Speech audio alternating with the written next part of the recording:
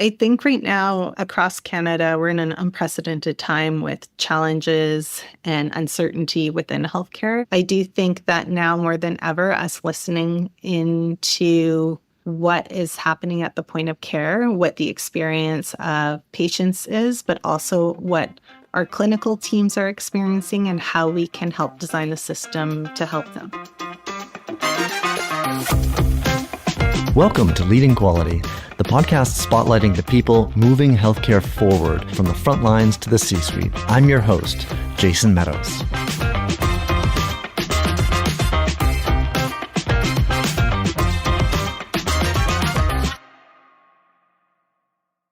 Today's guest is Allie Muniak, the Executive Director of Health System Improvement at Health Quality, British Columbia. Allie brings a rare and powerful mix of psychology, human factors engineering, and deep healthcare quality experience. Her work spans from observing surgical teams in action to uncovering hidden technical flaws in medical devices. She's led major system-scale safety investigations, most notably discovering a defect in infusion pump tubing that triggered a global recall by partnering clinical, engineering, and vendor teams to dig beyond the usual refrain of just retraining the frontline staff to finding the real root causes. At Health Quality BC, Allie now leads efforts across primary care, mental health, long-term care, and physician administrative burden, bringing those frontline details to system leaders. She's someone who refuses to accept the usual line in healthcare that says, that's just how it's done. And she's passionate about building systems that support clinicians, not constrain them. Allie, it's a pleasure to have you on Leading Quality. Thanks, Jason. Thanks for having me. The pleasure's all mine. And you and I have known each other for a little while. We got to do a professional development program together a few years ago. But I'd love to dive a little more into kind of your background. And so can you tell us a bit about your journey, kind of what drew you from a bachelor's degree in psychology and then human factors engineering and how that led you into healthcare quality improvement? Yeah, absolutely. I think anyone who I have talked to about human factors engineering has a unique journey and how they've discovered the science and the area and the discipline. And so mine also, I never went to university thinking I'd be a specialist in human factors. Started in the typical pre-med program and then fell into a human factors course in my undergraduate in psychology at the University of Calgary. I fell in love with the discipline and I found it easy and interesting. And I had an opportunity to work with some great mentors, Dr. Jeff Carrot and Dr. Jan Davies at the University of Calgary, and slowly shifted my area of focus into human factors. And so had the opportunity to then pursue a graduate degree at the University of Toronto under the mentorship of Dr. Paul Milgram. And my career just kind of took off from there. So it was an area that I find that human factors becomes part of everything that I do, an area that I think is super important for the healthcare system. Yeah, and so I've met other types of engineers in the healthcare space who have gone through industrial engineering, process engineering, that kind of stuff, and a lot of them went into that knowing that it was a discipline they could apply to something like manufacturing, just like they could to healthcare and otherwise. Was yours did it become a specific focus towards healthcare, or was there a period there where you were thinking you might do human factors research in other disciplines? So I actually started my human factors journey in the psychology department. So I'm not an engineer, but I did do my graduate work in engineering. What I ended up starting in is actually transportation safety. So working at the University of Calgary, we had a full car simulator, and we would be at that time doing different research studies on novice drivers and elderly drivers. We also did a lot of studies around cell phone use in driving, which was a big thing at that point in time before legislation was in place, and went from there. So I shifted when we were doing transportation safety at that time. When I was in Calgary, there was also an opportunity to be exposed to some areas in healthcare, and that was my area of passion. So, yeah. That's great. So, like a lot of us in the quality improvement world, found an interesting way to stumble into it. Yeah, and there was a big event within Calgary around a mix-up of potassium chloride and sodium chloride, and so at that point in time, there was some opportunity to be involved into some different types of reviews and understanding some of the human factors requirements to medication management, mislabeling, and other different areas around infusion pumps and how they actually work within healthcare environments. So it felt like I kind of fell into it, but then very quickly found that it was very interesting. It was very needed in healthcare. And there was a big opportunity to really bring that human factors expertise into working in partnership with clinicians on identifying how we can make the health system safer.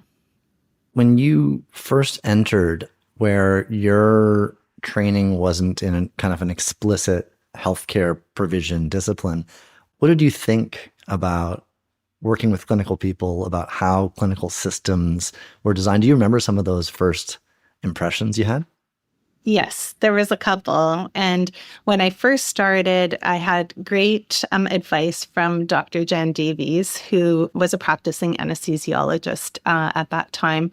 And what she said to me was, for my career, if I was to work in healthcare, it would be very important for me to partner and have strong partnerships with clinical individuals, bringing my expertise and bringing their expertise together. I think one of the things that I found so surprising was just the conversations around, well, this is just the way that things are done. So the number of interviews or meetings is like, well, this is just the way we've always done it.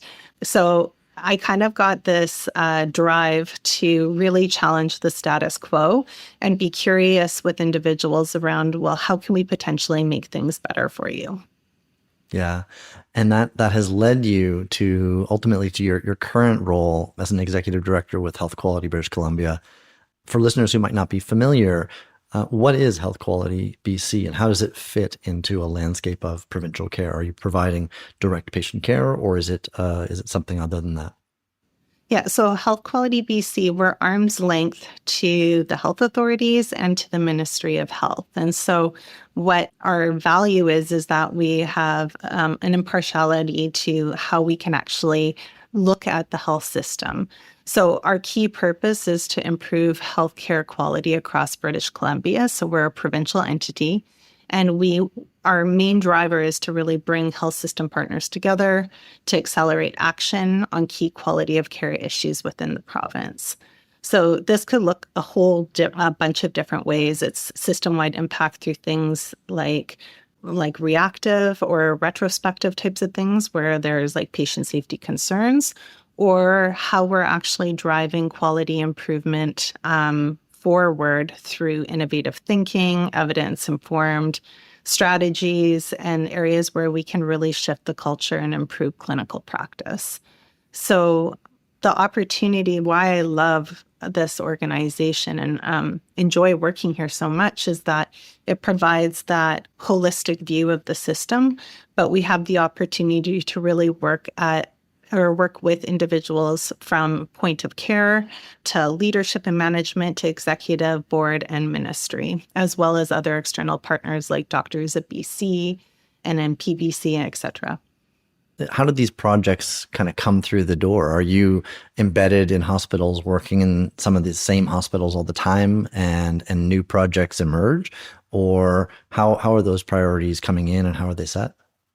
So we try to align our priorities with key mandate components out of the ministry, but also having our ear to the ground with our partners at the point of care and within the health authorities around what are emerging areas of concern or consistent areas that we need to be raising the attention of and that need to be prioritized within operational prioritization.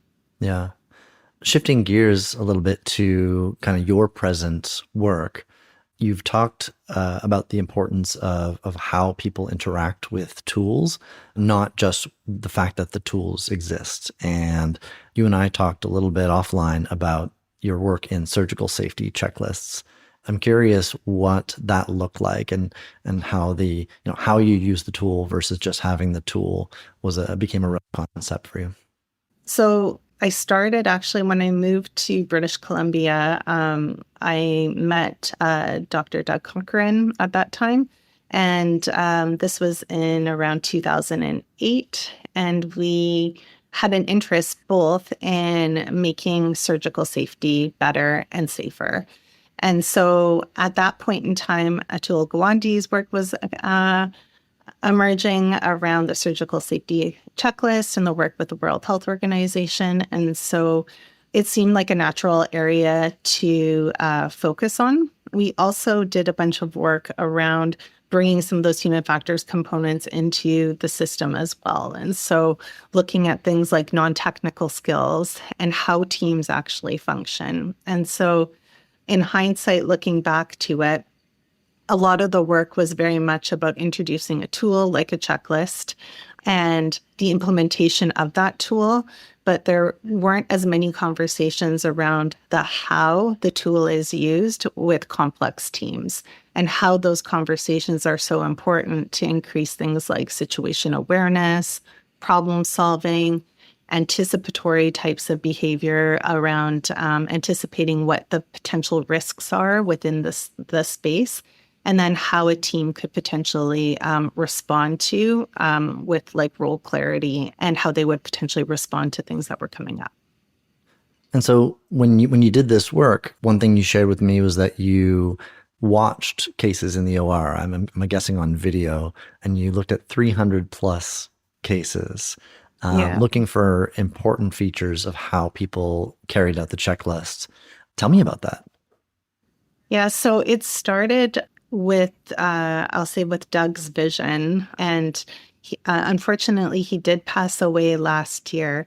But I know he is okay with me sharing this. But our first conversation that him and I had was him reviewing video of a surgical procedure he had been completing with one of his fellows. And there was a conversation around what the two sets of hands were doing within that technical case.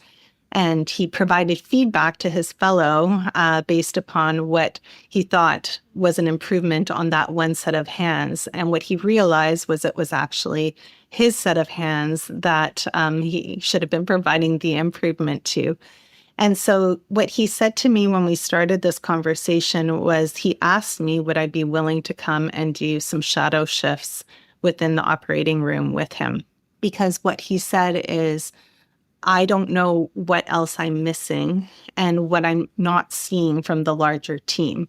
And so he was one of the first people that I had interacted with who was very, very aware but curious around what those non-technical components, how they were potentially impacting his cases in a positive way, or potentially in a way that was potentially decreasing the safety of the case.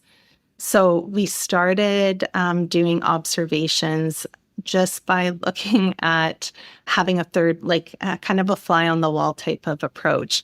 And I know that there's like much more technical ways of doing this, but we wanted to slowly make this and normalize it for the team members of bringing in people to observe in a curious way, as opposed to it being a punitive or a technical type of review. So we started by actually looking at how many times the doors open and closed in the operating room, which sounds kind of simple, but it was actually fascinating from a culture perspective around how the doors open and close, the conversations that happened. Technically, that the HVAC system probably wasn't keeping up with the number of times the doors opened and closed within the space. But we did 30 cases looking at that. And then what we did was, once people were comfortable with having an observer in the room, knowing that that observer was not looking at individual factors of performance, but more on that system level opportunity for looking for opportunities for improvement. And then we shifted to things like the surgical safety checklist. So, how are people doing briefings? How are they doing timeouts? How are they mobilizing the team before the procedure begins? And then, how are they doing and preparing that handoff to perioperative, like recovery rooms and so forth? And I can imagine, I mean, you've gotten so into the weeds there in terms of Mhm. doors opening and closing, the eye contact, Yeah. the using the checklist and using it well, or using it as a checkbox, purely as a checkbox in your day. I love diving into these conversations, and I'm realizing we haven't taken the time to kind of define what human factors is for people who might not be as initiated. Can you, given what you've just described, can you tell us how, like, what is human factors and how does a human factors engineering person think? Yeah. So human factors is a large discipline. And so the high level definition that I like to use is by Alphonse Chapanis. And what he says is it's really around the human characteristics of how teams, systems, tasks, jobs, environments all come together. And so, what we want to do is really understand both the physical characteristics, but also the human characteristics of how a system works. And so these human abilities, human limitations, and other human characteristics that are relevant to design are things that could be both the physical interactions, which we're very familiar with things like ergonomics, but it's also the cognitive component. So, how people respond, the decision making, the reaction times, the information processing that people do, and then the team dynamics on top of it. And so I think what's unique about human factors is that there's a variety of different ways to get involved in the area. So some people have a straight psychology background, some have a straight engineering background, some have gone through computer science programs, and then there's some of us who have a mix of two or three of those different types of disciplines. There's also areas like human kinetics and anatomy types of areas as well. So I think what's helpful in this area is that it often brings a variety of different expertise from different areas together to really understand how people and technology and the physical environment and teams all come together. And so you can focus in on one or two of the components, or you can focus in on like a larger area within that space. Yeah, I'm reminded as you're talking about essentially what you're talking about is systems thinking and envisioning. This is something that has gained a lot of traction, but I think depending on where you go and who you talk to in healthcare, the idea of systems thinking as a part of your regular work is maybe a novel concept, and I wonder if that's kind of one of the challenges in demonstrating value in getting in the door for like to work with healthcare people is just to present yourself as an expert in systems and an expert in how the human and the infrastructural and the other components of a system are working together, and that additional expertise, which I'm very bought into, Yeah. but that additional expertise is needed. Well, and it's something, I've thought about it often, and when I've talked with other human factors experts about this, what I find so interesting is that many of the things that we're identifying often feel like common sense in an environment.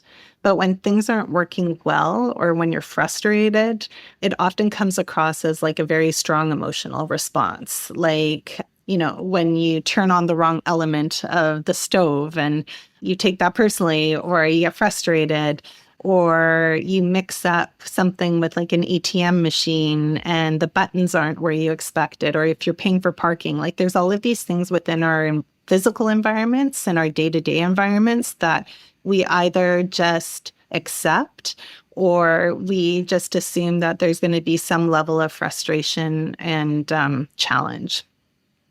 You were very generous in using those examples and not the one that you and I just encountered together, which was in trying to hit record. I was Yeah. logged in as a guest to this platform and had to log myself back in as the host. So Yeah. I feel that frustration. I felt it just a minute ago. That's great.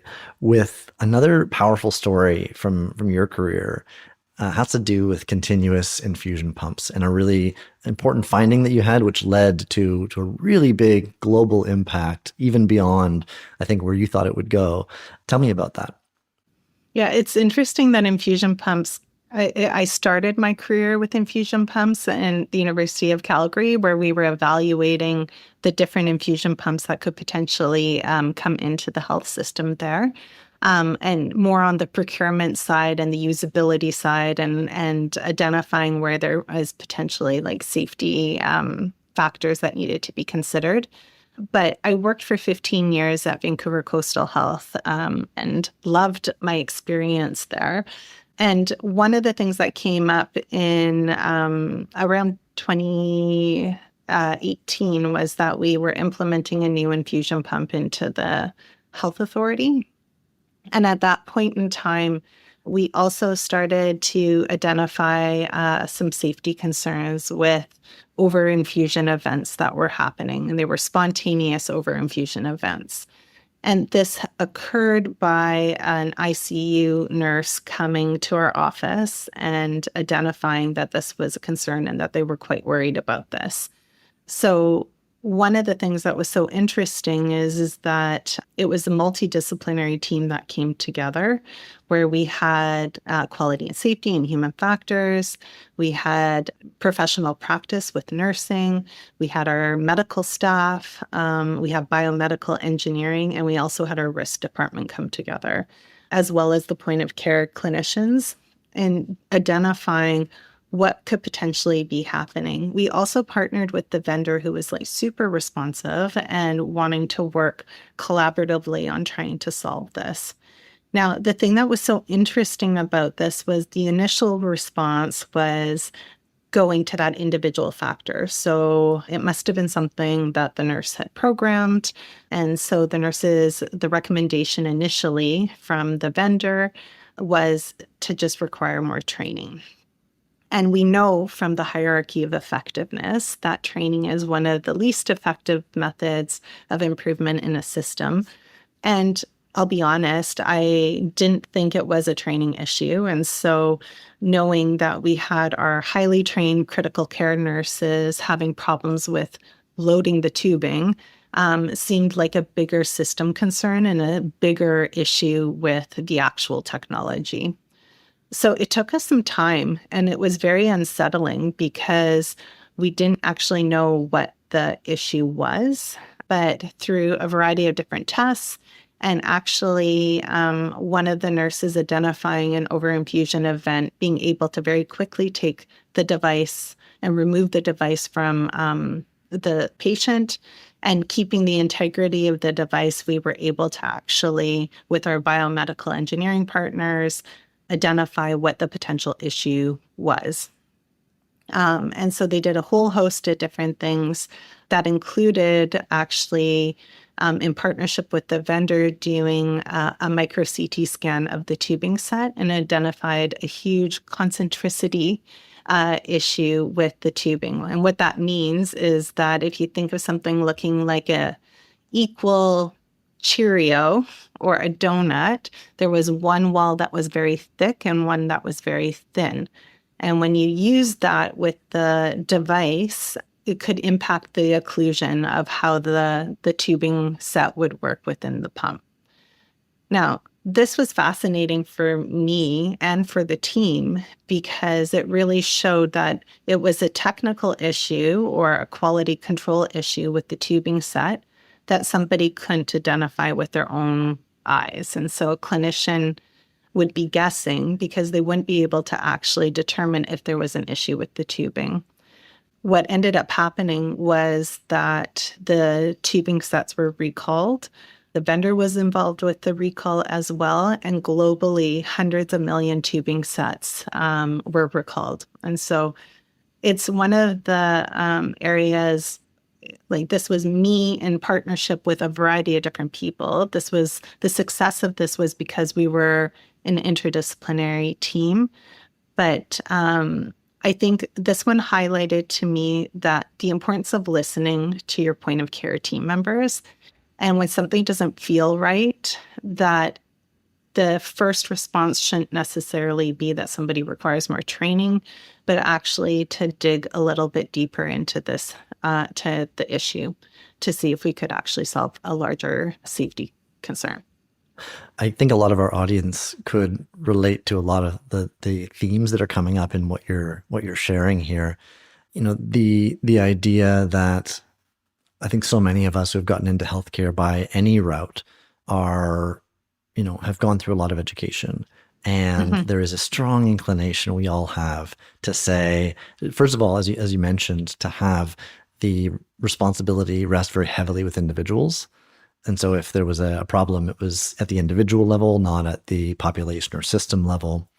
And then to think that education will be the answer, and maybe to skip some of those steps that we know to do, looking at root cause analysis, for example, by various modalities, and instead just saying, okay, well, let's retrain them. Was this team that you're describing, were they, naturally just able to say, let's push beyond training, training, training? Were they all thinking that, or was that one of the challenges to success here, was actually pushing people to not think in that limited training first kind of way? It was definitely a team who was very systems focused. And so I think in healthcare, especially in a quality and safety role, you have a whole host of different things that are coming up that tend to be a reactive situation related to either patient safety or quality of care or overall experience. For this, I think it was really building trust within the clinical team members, as well as a team that was willing to investigate. Now, our investigation took over 9 months to figure out this actual problem. And so we did start with training, and it was around the framing to the point of care clinicians around, we want to try this training. We're not 100% sure this is the training issue, but can you work with us? And we made it very collaborative. We had weekly meetings where we had on-site discussions, we had forum meetings, we had emails to really overly communicate and build the trust. And I think the thing that was so interesting in this situation was it was actually a point of care nurse actually recording the event happening and realizing what was going on. So responding, recording, and then being able to work collaboratively with us around the identification of an issue, and then having the trust that there was a team able to respond and help problem solve it, and that it wasn't right back to the individual being involved with the issue.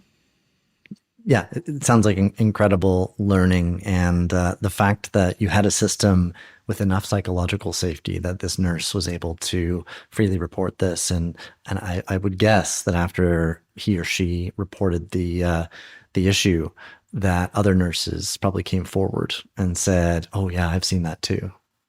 Yeah, well, and we had proactively had the conversation as well. And so I think what was concerning for us is that when we started to dive into identifying this issue, we weren't the only ones that had this issue, that I think this issue had been going on for many years, but it tend to go back to the individual having to actually load the tubing and not the actual technical piece of it.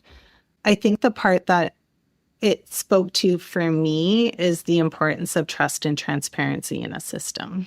And so all of us have different roles to play in a health system, but the importance is like really trusting and respecting your point of care clinicians, and also your point of care clinicians having that trust and respect and connection with other members It's like either support services or leadership or even your executive teams, because they were really responsive in this example for us.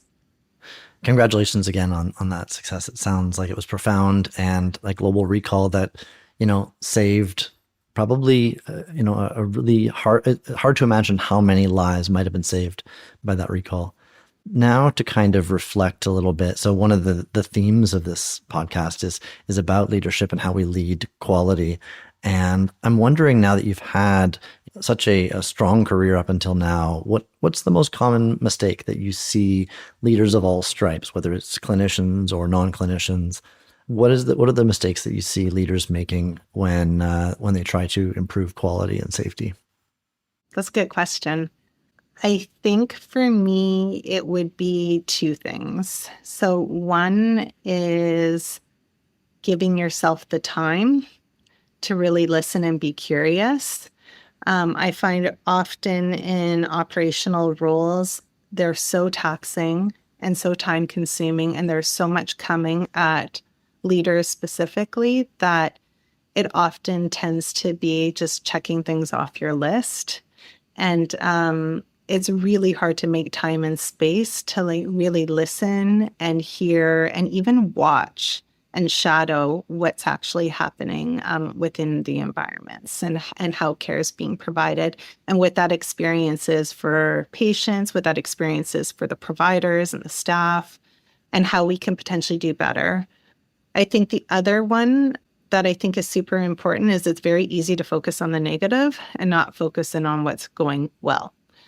And for me, there's a lot of work around safety one and safety two, which is with Eric Honagel, and really looking at so safety one being like retrospective or like reactive, and safety two being like anticipating and looking at how things are going well in the system. But I think for me, identifying where things are going well and how you can scale and spread what's working well as opposed to fixing what is wrong all the time is a really important area with leadership.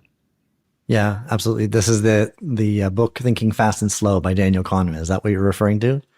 Yeah, exactly. Yeah, there's a variety of different like academic books and other books as well that like talk about that as well. And yeah, fast and slow is key. I know when in COVID, it was like working 14, 16-hour days and just it being a complete blur and getting so much done, but then also making sure that you're supporting your team, that you are aware of what's happening within the environment, and that you're anticipating in a way that isn't just leaving people behind. Looking ahead, what are your aspirations for Health Quality BC and your work there? What excites you about what lies ahead? Well, I think right now, across Canada, we're in an unprecedented time with challenges and uncertainty within healthcare. And so I do think that there is a lot of opportunity to showcase what's working well, the highlighting areas of success. But also, I think for me with Health Quality BC, some of the areas that I think are super important for us is really expanding our dimensions of quality. So really focusing in on how we provide quality of care across the province. I know we're doing some work within patient safety again, but patient safety in a way that brings in what I just mentioned around really looking at what's working well within the system, how do we scale and spread that, and how do we proactively make things as safe as possible, rather than just focusing solely on reviews and events. And they need to happen together, but you can't have one without the other, I think. I can imagine there's maybe some barriers to being proactive when there's so many tasks you can react to. Yes, absolutely. And so I think it's making the space to do a little bit of that, focus in on what's working well. I think building that trust and transparency in the system is key. And I do think that now more than ever, us listening into what is happening at the point of care, what the experience of patients is, but also what our clinical teams are experiencing and how we can help design a system to help them not feel like they are restricted in the work that they're doing, but that we are integrating technology in a way that makes sense, that we're not putting up burdens and like administrative challenges that make things hard for people to do the right thing. I love that. And I think that's a great place to round out the conversation. I'm so grateful to you for having this conversation with me today. And I'm glad that I got to selfishly kind of deepen my own knowledge of human factors and of your story. If listeners want to follow your work or get in touch, what would be the best way for them to connect with you? They can go to our website at Health Quality BC, and our emails contact is on there as well. And feel free to email me or to reach out to our organization. We'd be more than happy to share what we're doing. We have lots of free resources and try to share as much of what we do so that other people in the province, within Canada, and even globally can utilize the tools and things that we've developed. That's great. Allie, thanks so much again for your time. It was great having you today. Thanks, Jason. Thanks so much for listening to today's episode of Leading Quality. If you enjoyed the show, please take a moment to like, subscribe, and share it with someone who might find it useful. You can find all our episodes at leadingquality.buzzsprout.com or in your favorite podcast app. The show was written and hosted by me, Jason Meadows, edited by Milan Milosavljevic, and produced by Thrive Healthcare Improvement. See you next time.